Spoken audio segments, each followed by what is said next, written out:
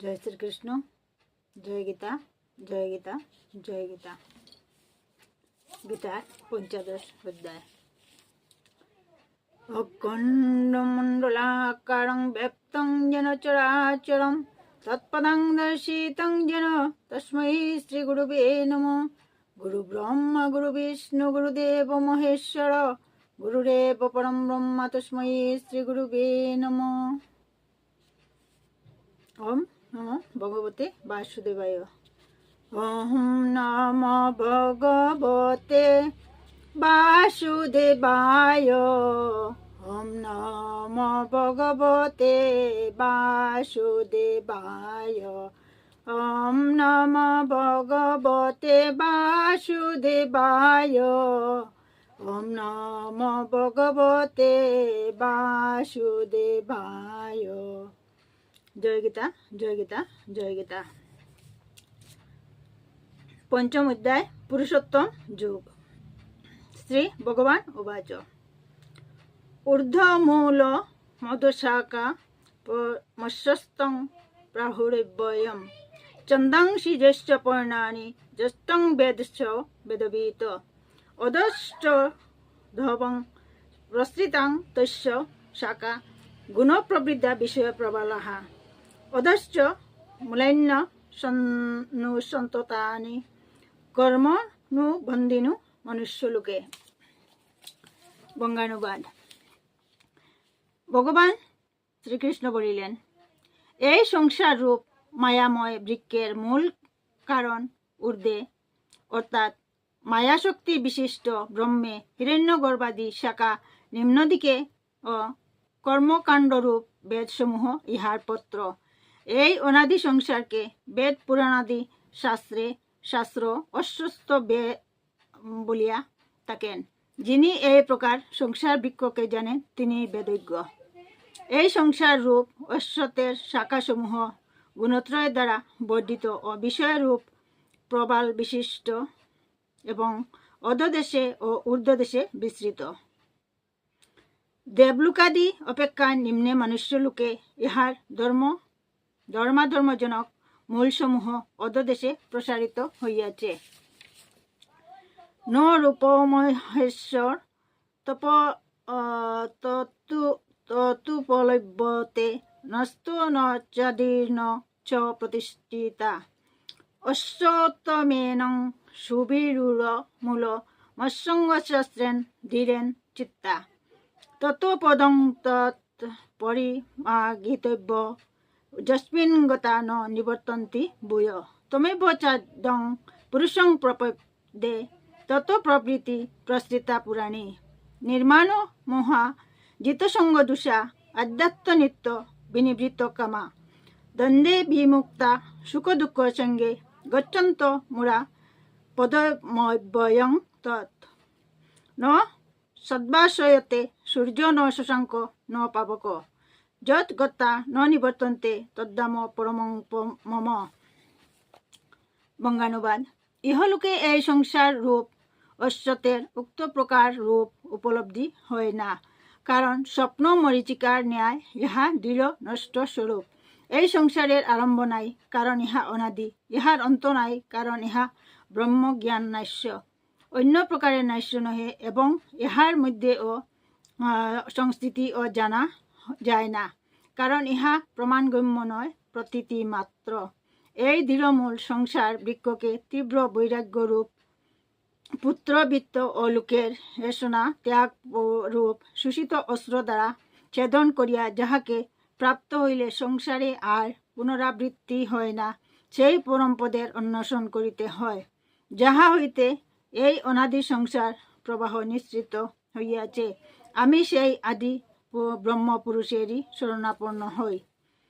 অহংকার রহিত ও অবিবেক শূন্য আসক্তি দোষজয়ী পরমার্থ জ্ঞাননিষ্ঠ বাসনা বর্জিত সুখ দুঃখ রূপ দ্বন্দ্ব হইতে বিমুক্ত অজ্ঞান শূন্য বিবেকী ব্যক্তিগণ সেই পরম ব্রহ্মপদ প্রাপ্ত হন, যাহাকে লাভ করিলে সংসারে আর পুনর্জন্ম হয় না।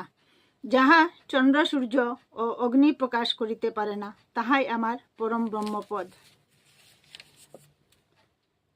মমে বংশে জীবলোকে জীবভূত সনাতন মম ষষ্ঠানি ইন্দ্রিয়াণি প্রকৃতিস্থানি কৌশতি শরীরং যদ্বা প্লতি যচ্চাপূর্ণং ক্রামতীশ্বর গৃহীতৈতানি সংজাতি বায়ুর্গন্ধা নির্বাসয়াৎ শ্রুতং চক্ষুং পর্শনং চ রসনং ঘ্রাণমেব চ অধিষ্ঠায় মনুষ্ঠায়ং বিষয়ানুপবেশতে উৎক্রামন্তং স্থিতং বাপি ভুঞ্জনং বা গুণান্বিতম বিমূঢ়া নানুপশ্যন্তি পশ্যন্তি জ্ঞানচক্ষুষা যতত্ত যোগিনশ্চৈনং পশ্যন্ত আত্মান্যবস্থিতম যতন্তঃ প্রকৃতাত্মানো নৈনং পশ্যন্ত চতুষ্যাঃ যদা জিতগতং তেজ জগৎবাসয়তে কিলম যচ্চান্ডমসি যচ্চাগ্নো তেজতজ বিদ্ধি মামকম। বঙ্গানুবাদ। কারণ সংসারে জীব আমারই সনাতন অংশ। দেহাদি সংঘাতের প্রভু জীব যখন শরীর হইতে উৎক্রমণ করে তখন পঞ্চেন্দ্রিয় ও মনকে আকর্ষণ করে। বায়ু যেরূপ পুষ্পাদি হইতে গন্ধ আহরণ করে, জীব সেইরূপ শরীরান্তর গ্রহণকালে পূর্বদেহ হইতে মন ও ইন্দ্রিয়াদি সংস্কার সঙ্গে লইয়া যায়। দেহাবস্থিত জীবাত্মা চক্ষু, কর্ণ, ত্বক, জিহ্বা ও নাসিকা আশ্রয় করিয়া রূপ, রস, শব্দ, স্পর্শ ও গন্ধ এই পঞ্চ বিষয়কে মনের সাহায্যে উপভোগ করে। যিনি দেহান্তর গমন করেন, যিনি শরীরে অবস্থানপূর্বক বিষয় ভোগ করেন, বা যিনি ত্রিগুণের পরিণাম সুখ, দুঃখ ও মোহের সহিত সংযুক্ত হন, সেই জীবাত্মাকে বিমূঢ় ব্যক্তিগণ জানিতে পারে না। জ্ঞানীগণই শাস্ত্রজ্ঞান রূপ চক্ষু দ্বারা সেই আত্মাকে অবগত হন। যোগীগণ এই আত্মাকে স্বীয় বুদ্ধির সাক্ষীরূপে অবস্থিত দর্শন করেন, কিন্তু যাদের চিত্ত তপস্যা ও ইন্দ্রিয় জয় দ্বারা সংস্কৃত বা শুদ্ধ হয় না, সেই অবিবেকীগণ যত্নশীল হইলেও ইহাকে দেখিতে পান না। যে জ্যোতি চন্দ্রে, সূর্যে ও অগ্নিতে আছে এবং যাহা সমগ্র জগৎকে প্রকাশ করে, সেই জ্যোতি আমার জানিবে। গামাবিশ্ব চ ভূতানি ধারায়মহ মুজসা পশ্যামি চৌষদ্ধি সর্বা সমভূতা রসাত্মকা অহং বিশ্বনর ভূতা প্রাণিনং দেহমাশ্রিতা প্রাণোপান সমাযুক্ত পচাম্যহনং চতুর্বিধম সর্বস্ব চাহং হৃদি সন্নিবিষ্ট মত্ত জ্ঞান স্মৃতি জ্ঞানম পুহনঞ্চ বেদশ্চ সর্বে রহমেব বেদ বেদান্তকৃত বেদবেদেব চাহম দাবিমৌ পুরুষো লোকে করশ্চাকর এবচ করসর্বাণী ভূতানি কুটস্থঃ কর উচ্যতে। আমি ঈশ্বরিক শক্তি দ্বারা পৃথিবীতে প্রবেশপূর্বক চরাচর ভূত সকল ধারণ করি এবং রসাত্মক চন্দ্ররূপে ব্রহ্মী, জব, দৈন্যদি ঔষধি পুষ্টি করি।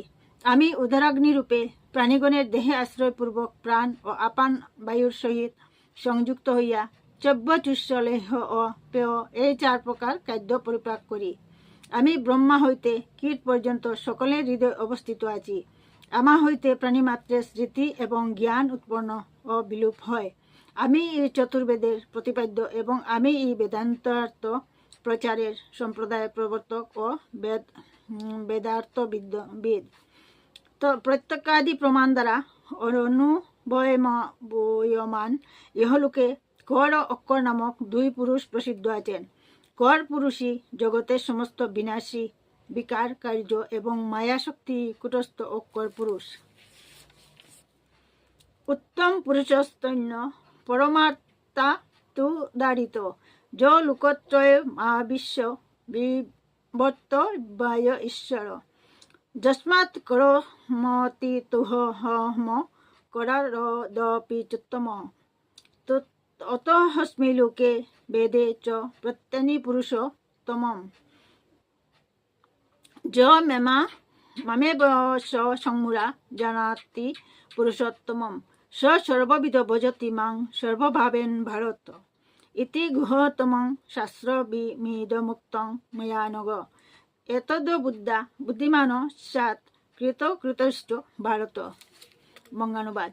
এই উভয় পুরুষ হইতে অত্যন্ত ভিন্ন পুরুষোত্তম পরমাত্মা নামে বেদান্ত শাস্ত্রে অভিহিত সেই অব্যয় ব্রহ্ম চৈতন্য বল শক্তিরূপে সমগ্র বিশ্বে প্রবেশ করিয়া স্বরূপ সত্তা দ্বারা ইহা পরিচালনা করেন, পরিপালন করেন।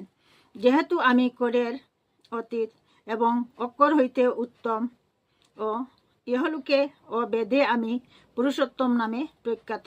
হে ভারত, যিনি স্থূল শুষ্ক ও কারণ দেহে আমি বুদ্ধি ত্যাগ করিয়া কথিত প্রকারে পুরুষোত্তম আমাকে আত্মারূপে জ্ঞাত হয়, সর্বজ্ঞ ও সর্বাত্মা তিনি সর্বত্রভাবে মদগচিত্ত হইয়া আমাকে ভোজনা করেন। হে নিষ্প্রাপ অর্জুন, তোমাকে এই গুহ্যতম শাস্ত্র বলিলাম। এই তত্ত্ব অবগত হইয়া যোগী প্রকৃত বুদ্ধিমান এবং কৃতকৃত্য হন, অন্য প্রকারে নহে। জয় শ্রীকৃষ্ণ। রাধে রাধে।